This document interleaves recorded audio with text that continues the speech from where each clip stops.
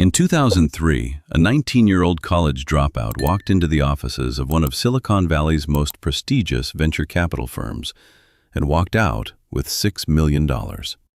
She had no product, no clinical data, no working prototype, just a vision.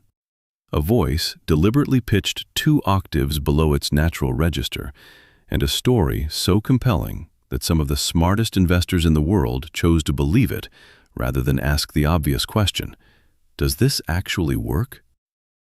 It didn't. It never did. Not once. Not for a single day across the entire 14-year lifespan of Theranos. And by the time the world figured that out, Elizabeth Holmes had raised nearly $1 billion, convinced Walgreens and Safeway to bet their reputations on her technology, and put fraudulent medical results into the hands of hundreds of thousands of real patients, people making life-or-death decisions about cancer, heart disease, and pregnancy based on numbers a machine had essentially invented. This is not a story about a startup that tried and failed. This is a story about a fraud so vast, so methodical, and so audacious that it redefined what corporate deception looks like in the 21st century. But here is the thing that never gets explained properly. The reason Theranos lasted as long as it did had almost nothing to do with the technology. It had everything to do with the architecture of silence Holmes built around her. A legal apparatus designed to terrorize employees. A board stacked not with scientists, but with former secretaries of state and military generals.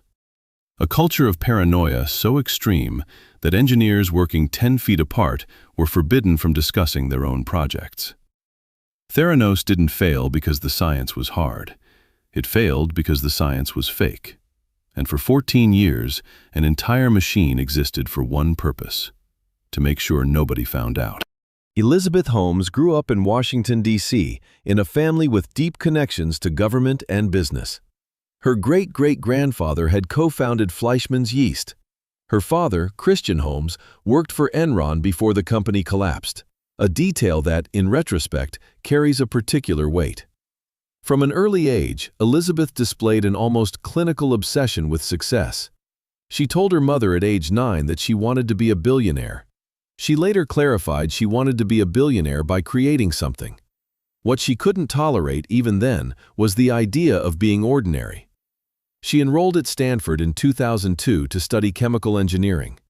Within a year, she was working in a lab run by Channing Robertson, one of Stanford's most respected engineering professors. Robertson saw something in her: drive, charisma, the ability to synthesize ideas quickly. She told him she wanted to build a device that could run dozens of diagnostic tests from a single drop of blood, using a small patch worn on the skin.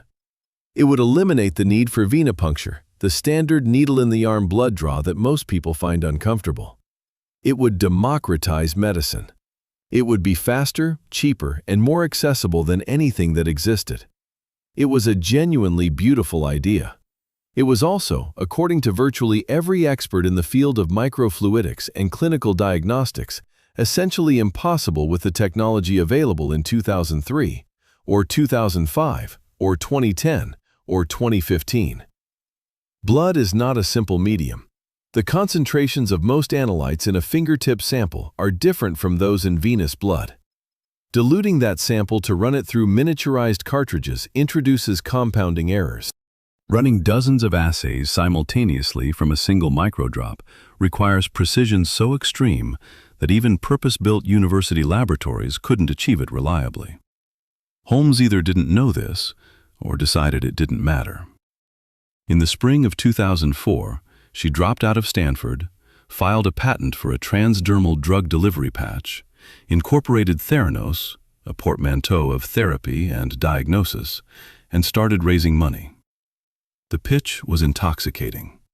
A device the size of a paperback book, a single finger prick, dozens of tests running simultaneously, results in under an hour, costs slashed by as much as 90% compared to traditional labs.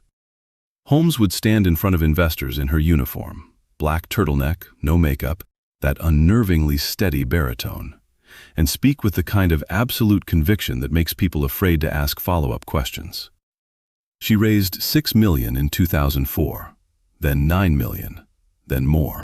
By 2010, Theranos had raised over $90 million without a single peer-reviewed publication, without a single FDA clearance, and without a single independent scientific validation of its core claims.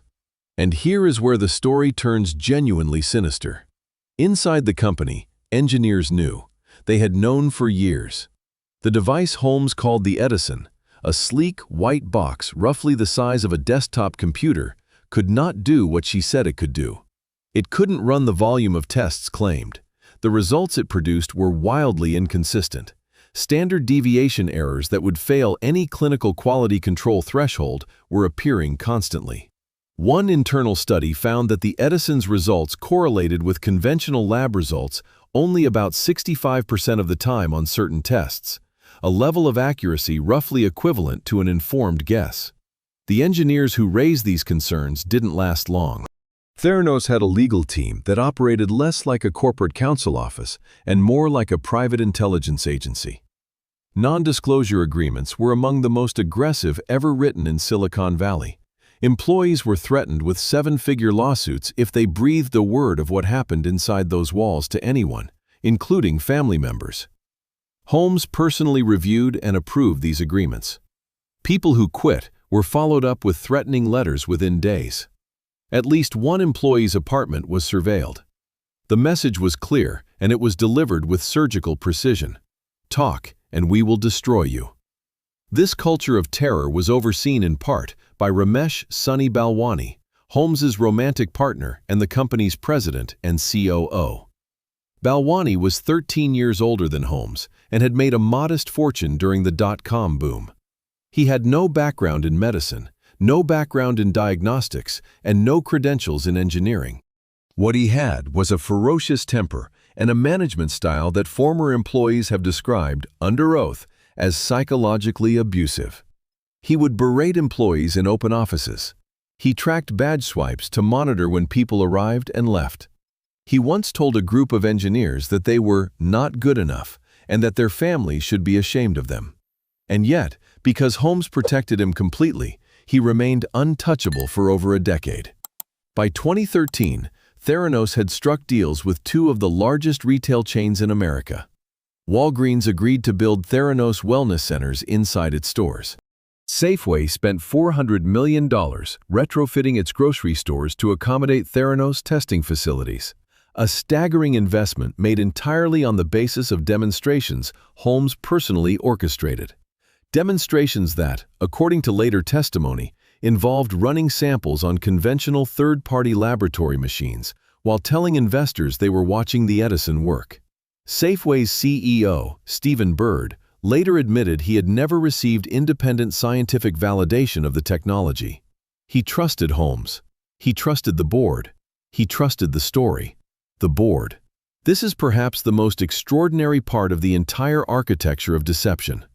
Theranos's board of directors at its peak included George Shultz, former Secretary of State under Ronald Reagan, Henry Kissinger, former National Security Advisor and Nobel laureate, James Mattis, then a retired four-star Marine general who would later serve as Secretary of Defense, William Perry, former Secretary of Defense, Riley Bechtel, chairman of the Bechtel Group, one of the largest engineering firms on the planet. These were not naive people. They were among the most powerful and experienced figures in American public life. But not one of them had a background in clinical laboratory science, microfluidics, or FDA regulatory compliance, the exact domains where Theranos's claims needed scrutiny. Holmes hadn't built a scientific board. She had built a shield of prestige, and it worked for years. Then came John Carreyrou, a Wall Street Journal investigative reporter with 20 years of experience and a particular talent for following paper trails through institutional silence. In the spring of 2015, Carreyrou began receiving tips from people inside the industry, former employees, laboratory scientists, clinicians who had seen Theranos results that made no medical sense. A patient whose thyroid results swung from one extreme to another between two tests taken days apart. HIV results that came back positive on one machine and negative on another. Carreyrou spent months building his case, And in October 2015, the journal published its first story under the headline, "A Prized Startup's Thin Blood." Within hours, the piece had been read by hundreds of thousands of people. Theranos' legal team immediately tried to kill the story, offering the journal an exclusive interview with Holmes in exchange for a delay. The journal declined. What followed was a masterclass in denial. Holmes appeared on CNBC the day the story broke and called it factually and scientifically incorrect. She went on stage at a healthcare conference and compared Caribou to the people who had laughed at early work on the AIDS virus. She sent a letter to Walgreens executives personally guaranteeing the accuracy of her tests.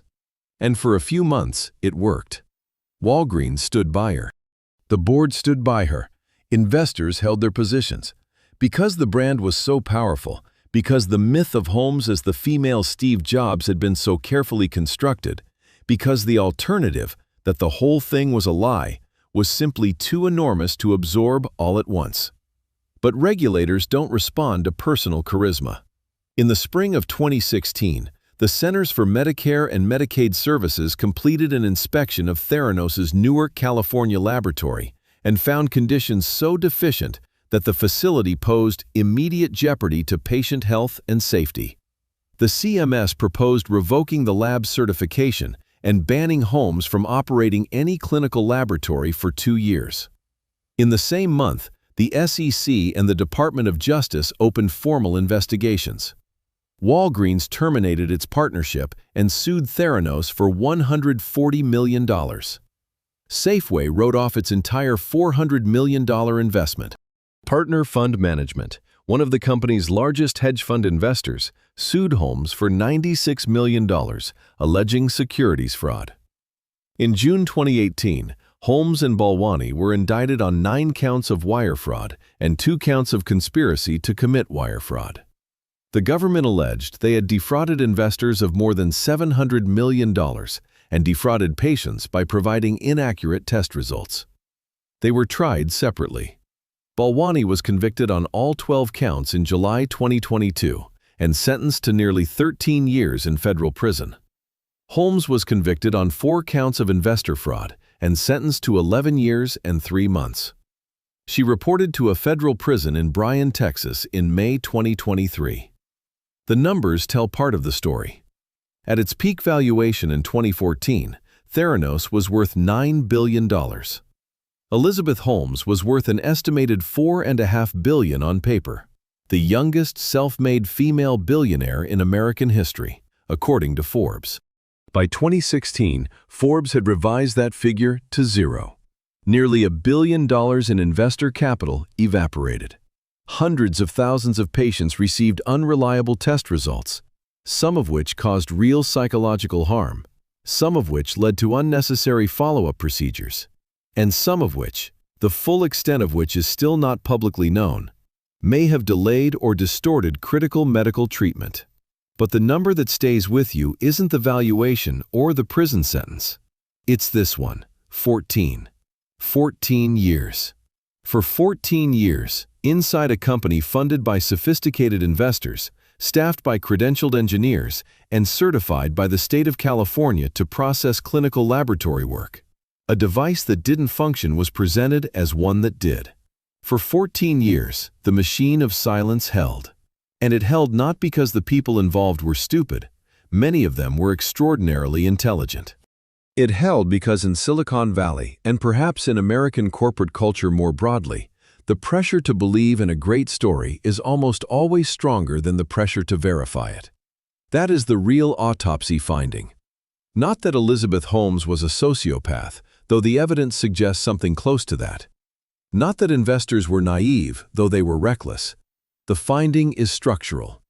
The entire ecosystem, venture capital, retail pharmacy partnerships, prestige board membership, favorable press, the mythology of the disruptive founder, was designed, consciously or not, to reward narrative over evidence. Holmes didn't just exploit a regulatory gap or a legal loophole. She exploited something deeper, the human need to believe that a 20-something in a black turtleneck has seen something the rest of us haven't yet. The next time someone tells you to trust the vision and not the data, remember that 400,000 patients already did. If you want to understand how the next Theranos gets built, and it will be built, subscribe to Corporate Autopsy.